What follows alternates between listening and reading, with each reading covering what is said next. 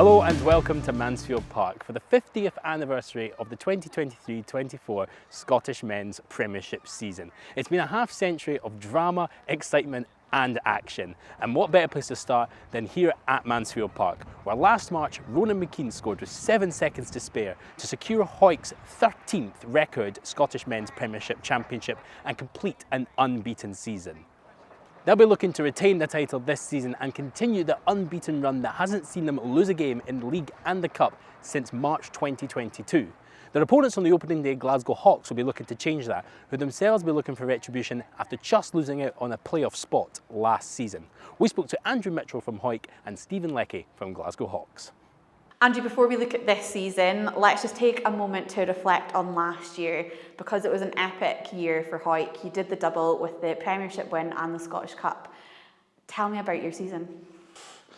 It's hard to sum up. Like at the start of the season, obviously started slow and drew with Selkirk, and struggled against Jed, but after that we kind of kicked on with that win at Accies and never really looked back.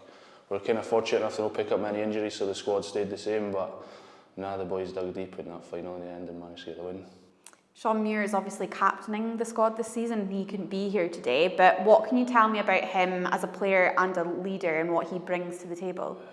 Well, he's been at Hawick for a few years, so he kind of knows what it means, but he's influential on the pitch enough, and like kind of when he speaks, boys listen to him because his knowledge. Obviously, he's got a few Club 15 caps and stuff, and he's a decent player.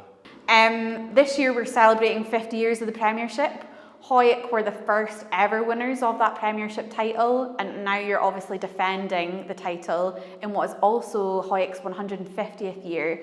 So do you think all of those great milestones adds to any pressure on doing as well this year, or will you just take each game as it comes? Probably take each game as it comes. So I've looked at it. Obviously it's harder to retain titles than win them, but we can't get too ahead of ourselves because obviously we're probably not going to win every game like we did last year, so just have to take it week by week and see what happens. Stephen, let's take a look at last season. You finished in 7th place, which I'm sure will have been met with some disappointment. What are some of the key learnings that the squad are taking away from last year? I think last season there was a lot of positives, but some of the things that we're taking away is just probably not starting games well enough and probably taking our eye off the ball for some of the games when we couldn't back up a win with a couple more wins. So going win-loss really hurt our momentum. So I think that's something that the guys are going to really try and take into this year, is backing up our good performances with more good performances and just try and keep the momentum going. Andy Hill is continuing as your head coach, so what's his main focus been for you over pre-season? Mainly it's about getting guys integrated into our system, so we usually have a high turnover of players, and we've got some really exciting young talent this year, so it's really just getting them up to speed with calls, the way we want to play, which is a good attacking brand of rugby, and the last few weeks have been looking more a bit on defence, but I can't credit him enough. It's the coaching setup at the club is excellent, and he's done a really good job. You've just touched on that you've got a lot of young talent coming through, so the likes of Murray Oliver and Harry Provan have been announced. What do you think having some fresh young blood coming through along with some more experienced heads, what kind of experience will that give you, and what advantages does that give the team? Yeah, I think it's always difficult with a lot of guys coming in, but I think it's really exciting for the club that we always see these new faces coming in who really want to push on and get a Super 6 deal. So if they can do that with us and play some great rugby and take part in some really good coaching sessions, then it's everything that we want to do as a club. Looking at round 1 of the competition, you've got quite a challenge on your hand because you're away to the champions Hawick. So what's it going to take for you guys to beat them and start your campaign with a win? So looking at the first week, your opening match is at home and you're taking on Hawks. What do you think it's going to take to get your Premiership campaign off on the right foot with a win? Just have to start quick. Obviously, Hawks, you never know what to expect of them. They always lose players and bring boys in, so it's going to be tough, but just have to take it as it comes and see what happens, I suppose. A massive shift, to be credit to Hawick, like where they've been the last couple of seasons. They're probably the envy of all the clubs. Their consistency, the teams they put out, and the way they play. So obviously they had a cracking year last year. We pushed them in the semi-final when we played them. We went in probably for 60 minutes of that game. So yeah, we know it's going to take a mammoth shift, but in our eyes, it's a great chance to kick off the season with a really impactful win, and that might set us up for a good season ahead. One team looking to take a step closer to the title are last season's runners-up Currie Chieftains, who were the unfortunate losers here at Mansfield Park back in March. However, that does not deter from what has been a brilliant season, and they'll be looking for their third playoff final in as many seasons this time round. They start away on the road at Philip Hall as they travel to Selkirk, who themselves will be looking to get back into the playoff spots after just missing out last season despite a strong start. We spoke to Scott McClymont from Selkirk ahead of the game down in the Borders. Scott, last season was a massive improvement for Selkirk compared to the 21-22 season, jumping from 9th to 5th place. And although it wasn't enough for a playoff spot, how does the team feel about your run? It was really positive, to be fair. Yeah, we were more competitive in all our games, and just maybe after the new year we just struggled maybe with our depth of squad, but we felt like we could take on anyone at the start of the season. But yeah, and the trick this season is to try and improve on that. Absolutely, and this season you've got a new coach, you've got Gordon Henderson coming in as your head coach. So how's it been working with him over pre-season? Tough, been tough, but it's been good. No, it's good. He's trying to bring a more physical side to our game up front, and now he's really settled in well at Selkirk, and the boys are really backing him. So Jamie, it was another season where Currie reached a Premiership final, and unfortunately you were pipped at the post with that last gasp try from Hawick. Whilst that obviously must have been quite disappointing, how pleased were you overall with last season's performance? Yeah, well, thanks for reminding me, first of all, about that. Firstly, I think the final was incredible. I think when you look at the occasion, the amount of fans from both Hawick and Currie that came down, it was an excellent day. It's kind of, as players, what you play for, essentially. And obviously, it didn't go our way. I think the majority of people would probably say that Hawick deserved to win the league after being the best team all year and not losing. So I think from that perspective, we were obviously gutted. But you know, all credit has to kind of go to them for winning it. With regards to what we put on the pitch, I think overall as a kind of Currie brand, we enjoy playing good rugby, and our sort of style hasn't changed for a while. And yeah, we were really proud of the way that we played in that day and throughout the entire year.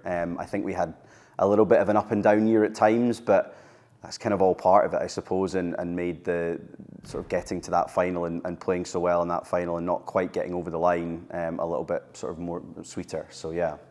What do you think it's going to take to go one better this season then? Oh, it's a good question. If I knew the answer, I'd probably be quite a rich man at the minute. But I think for us, it's just kind of trusting what we do, trusting the process, and hopefully the domino sort of finally falls for us. And it is just kind of trying to keep the guys that we've got. We've got a really good core group here that we've managed to kind of keep again this year, and just kind of keep knocking at the door and hoping that, you know, at some point the trophy. Looking at your opening game of the season, you're at home to Currie, who were last year's runner-up. What are you expecting from that game? And also, do you think that being at home gives you any sort of advantage? It's less travelling time, but no, they'll be tough, Currie. They always are. I think we've only beat them once in the new Premiership, so no, it'll be a tough ask, but we'll be looking forward to it, and we'll just need to give it our best shot. Yeah, it's going to be tough. Anytime you go to Selkirk, anytime you go down to the Borders, really, it's always tough. We're expecting a physical game, a team that are obviously going to be up for it. The first game of everyone's season, so I would imagine they're as excited as we are. They've probably had another good pre-season. They obviously did well last year, and we had a couple of really tough challenges against them. So I don't really see anything going differently for them. We're obviously going to try and focus on ourselves and try and play the brand of rugby that we enjoy playing and that our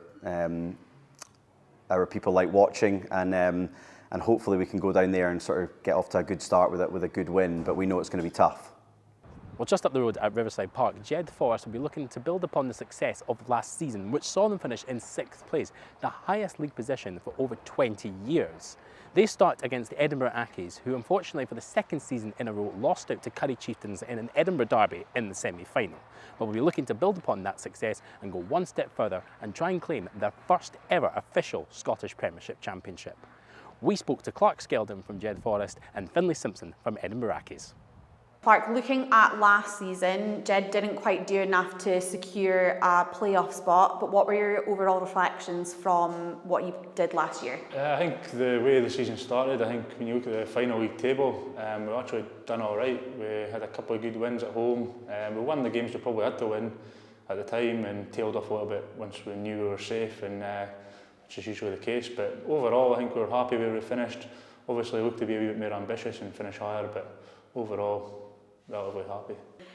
Looking at your preparations for this season, you've got a bit of a change in your coaching setup. Can you take me through what that looks like? Yeah, obviously last year's coaches have moved on for whatever reasons, and now we've been taken over by some good local coaches. Kev Barry's came back into the fold, and under him he's got Ross Goodfellow, Ewan Scott, Neil Cook and David Grieve helping out. So there's plenty of experience there to help us, and a lot of young boys coming down, so those guys will help them as well. Looking at your squad, is it a mix of experienced and young players that are coming through? Aye, well, there's a lot of older boys who, they're getting older, they're having families and stuff now. A few boys have gone travelling, over to Australia, New Zealand. So, it's a chance for the youth to come down and really push for a place in the firsts, which maybe hasn't been the case in past seasons. So, there's a bit of experience, kind of myself. I've got some senior players in the booties that'll help these young boys, but it's got to be a case of, pull the jersey on and go and do your bit. Finlay, last season, once again, Accies reached a Premiership semi-final, but you missed out on a spot to Currie. So whilst generally it was a strong season for you guys, it must have been a little bit bittersweet. It was a bit, especially since the year before. It's that same thing, got to semi-finals, didn't quite get there. I think we had quite a young squad, a squad that was just coming together the year before. Last year we thought that it was going to be a bit easier because we've had the team together. But I still think there's that sort of period where we need to glue together a bit more, and hopefully this year we can kick on and actually get there. So what do you think it's going to take for the team to do that this year and push one step further to gaining a spot in the final? I think our travelling form last year wasn't particularly great, so if we can start winning away from home and start taking the pressure off ourselves later on in the season, and knowing that if we have a away semi-final, then we're going to struggle again. Taking that voodoo away, I think, is the main thing this year. And obviously looking on to this season, what has pre-season looked like for Accies so far? So we started pretty early. So guys have been down. We've had the front five down for, I think, last 2.5 months or something to try and get fitness in. But so far we've had, I think, 40 plus boys. Really good, ones, twos, threes, everyone joining together. So hopefully this year, if we get any injuries, with a bit more strength and depth, we can bring boys up and it'll be a bit more fluent. Looking at your opening fixture, it's a home game and you are taking on Accies. What are you expecting from that game? Yeah, it's good to start the season at home. We had a tough start last year, so to run out of Riverside first, it's good. So, we had a good game against them, the last game of the season last year. There's a bit of blood for that. So, we're looking forward to it. We'll get stuck in and, we'll see what comes our way. Typical Jed. I think it's going to be a struggle. Since I've been at Accies, for the last couple of years now, there's always that Jed away game where it was usually at the end of December. But now also being at the start, I think for us that should probably help us. The ground will be a bit harder. We can play our usual game instead of going back towards probably more borders rugby style at the end of December time. And hopefully we can throw the ball about a bit and give them a bit more of a challenge than taking up the forwards for December mud baths. Our only fixture not featuring a team from the borders is up at Golden Acre, where Heriot's Blues will take on Marr. The hosts made a successful return to the Premiership, finishing in 8th place thanks to a fantastic spell over in October and November, whereas Marr were unfortunate not to claim back their Premiership championship, but after a poor start to the season managed to finish off strongly, losing in the semi-finals and reaching the Scottish Cup as well. We spoke to Callum Bell from Heriot's and Connor Bickerstaff from Marr. So Callum, Heriots have made it successfully through their first run in the Premiership, having been promoted last year. It wasn't always easy, but what are the general reflections from your performance? I think it wasn't easy, what you say, but we kind of stuck to our guns. Like, we still tried to play out a lot. We've got a certain style of play, and we just stick to it. So. You are continuing with your head coach Phil Smith and assistant coaches Jamie Parker and Oliver Brown. What's it like working with them, and what have their big focuses been for you in pre-season? Me personally, I love it. Like, I've known Phil since I was like 13. He was my coach at school, so I've never really been coached by other people than Phil. Jim as well, just so much knowledge in terms of the forwards, and OJ the same with the backs. It helps as well. They're all such good guys off the pitch. And it's just those same messages again, it's consistency. Like, they've been working together for a while now, so that helps us as players, I think. Connor, unfortunately Marr obviously weren't able to hang on to the Premiership title last season. You were defeated in the semi-final by Hawick, who ultimately became the champions. So it must have been a bit of a disappointment for the team last season. Yeah, it was. We set obviously stall at the beginning of the season to try and retain it. I think any team that wins at the season before is going to do that. Bit of a disappointing one for us, but we came against a very, very good Hawick side who won the double. So, you know, for us to get into top four was an achievement considering the way the season went. We had ups and downs. We had a bit of a lull in the middle of the season, but we finished strong. Got into that top four and we managed to get a playoff. So disappointing, but we took a wee bit of pride getting into that top four and having a crack at it, but just wasn't enough in the end. But whilst we've talked about some of the lows, some great highs for you. You've had a really incredible career with Marr. You've got over 200 caps for the first 15 team, and last year you also scored your 150th try for the first 15. So I guess you must be really proud of your own individual achievements. Yeah, no, I suppose sometimes you don't think about that. I've been a captain in the club for a long time, so I'm trying to you always think about the team first and do the right thing and help the coaches out. But yeah, there's the milestones that come along with it, and getting my 150th try at Murrayfield in the Scottish Cup final was quite nice. So something I can look back on and take, and yeah, obviously getting over 200 appearances is quite nice. And obviously Kenny, who's head coach at Marr, he was heading up the coaching team for the inter-district. You're working with him again, so what have his big work-ons and focuses been for your squad in pre-season? Well, Kenny's very technical. He's got a good rugby brain, so it's been a lot of detail through July and August for us, so it's stripping things back and making sure everyone knows what they're doing and taking more time on that. So he's very technical, as I said, and he's been very good with the guys. He's very personable, so he's a great head coach. I think he'll do a good job. You're at home for round one, and you're hosting Marr. Obviously you've had two really close games with them last season, so what's it going to take for the Blues to get the league off to the right start with a win? Score more points than them, probably. It's obviously been tough games before, especially away to them. It's just fronting up in the forwards, but Marr are strong and physical throughout the whole team, so it'll just be matching them with that intensity, I reckon. I think it's a good opening game for us, even though it's away from home. Nice big pitch, and I think that kind of suits us. Even with our pack, we try and get a nice style of rugby and hopefully move it about. I know Heriots like to do that as well, so hopefully it'll be a good game for the neutral. But if we want to go and try and win this league again, we need to start with a win, especially if we've got Hawick in the second game. But the first game's the focus, so we need to go and make a point. 4 points would be nice. So.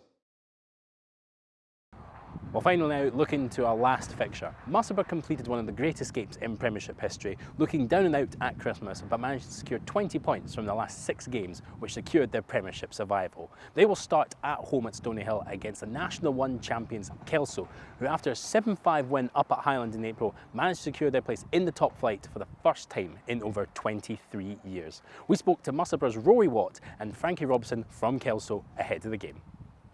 Rory, it was a bit of a tough start for Musselburgh last season, and you narrowly escaped relegation 28-31 in your fixture against GHA, which was dubbed the Great Escape match.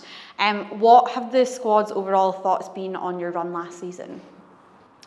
The Great Escape, it was that was hard going, but no, it was I think we went 12 games and 1 win at the start of the season, so it was a bit tough. But we got through it. It was all right. I mean, Musselburgh, we're a bunch of mates who have played together for over a decade, a lot of us.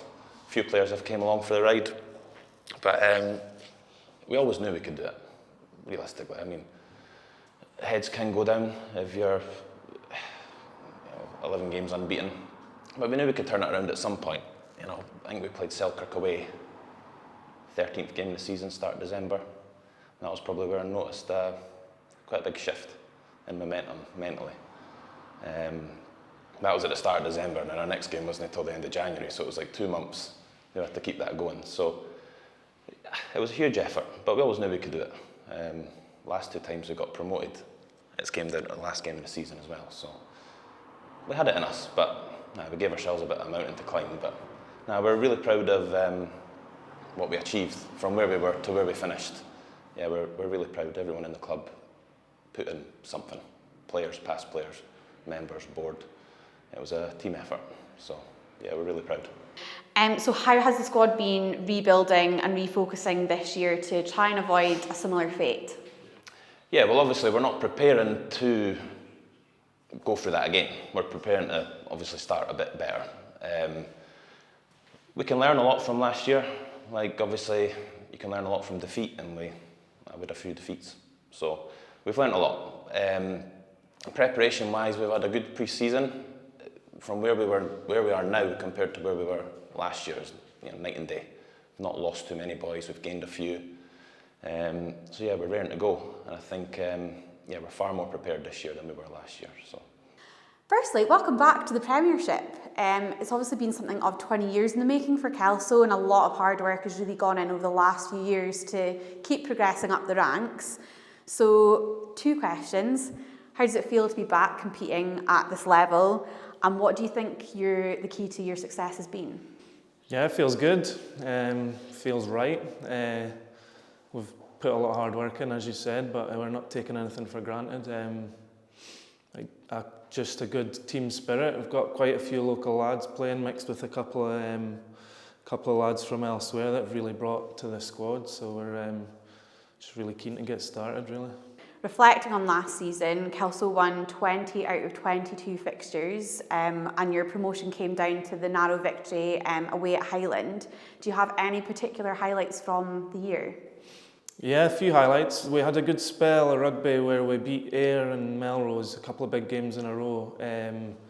That was probably when we peaked. And then the last month of the season really was hard work. It was just, instead of we could have got promoted, it was more we should get promoted every week, and that brought a different sort of pressure that we had to deal with. As for the Inverness game, it was tough. It's a hard place to go and play. They play good rugby. We just dug deep. So how has your pre-season been shaping up? Is there anything that's been a particular focus for you guys to prepare for the Premiership? Yeah, fitness-wise, I think we got a new strength and conditioning coach, and I'd say the boys are looking in really good physical condition. This year's has been a massive input of young lads come through. Just the Harlequins had sort of 13 boys step up, so it's a case of getting them up to speed, but it adds to the training. We're getting sort of 40 boys down to training every night. It makes a big difference. So on to this year, your opening game is against Kelso. You're hosting the league newcomers. Obviously, it's a little bit of an unknown opposition for you guys. So what will you be expecting, but also what do you think it's going to take for you guys to get your campaign off on the right foot? Yeah, well, congratulations to them, because we know what it's like when you first come up. You're excited and raring to go, so they'll be raring to go, yeah. But we've got to focus on ourselves, and as I say, our pre-seasons went pretty well, so it should be a good competitive game to start off and get the season underway. So yeah, I expect it to be tough, physical. I know a couple of the Musselburgh lads. Colin Arthur used to play at Kelso. They're big, strong, physical lads. They'll throw the ball about. Just looking forward to getting stuck in. I don't want to make any predictions. I just want to get stuck right into it. And so there we have it, the opening fixtures are set. Hawick will take on Glasgow Hawks at Mansfield Park, while Marr will start in the capital against Heriot's Blues. Jed-Forest will take on Edinburgh Accies at Riverside Park, while Musselburgh open against the National 1 champions Kelso, and elsewhere, Selkirk take on Currie Chieftains. We now also take a look at the National League, starting off with National 1. Ayr will take on the newly promoted Glasgow Accies, while Dundee will host Highland. Melrose face an away trip to Glasgow as they take on the recently relegated GHA, while across town GHK will take on Biggar, and elsewhere Watsonians will host Gala. In National 2, two of the recently relegated teams from National 1 will meet at Rubislaw as Aberdeen Grammar will take on Stirling County, while the other team that was relegated down, Stewart's Melville, will travel down to Berwick. Elsewhere, Kirkcaldy will host Lass Wade, Newton Stewarts will host Falkirk, and Peebles will host the newly promoted Gordonians.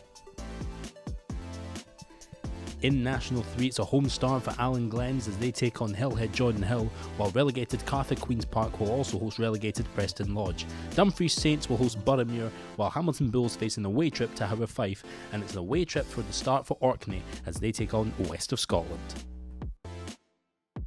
And finally, in the brand new National 4, Garnock will take on Ross High, while Greenock Wanderers will host Whitecraigs.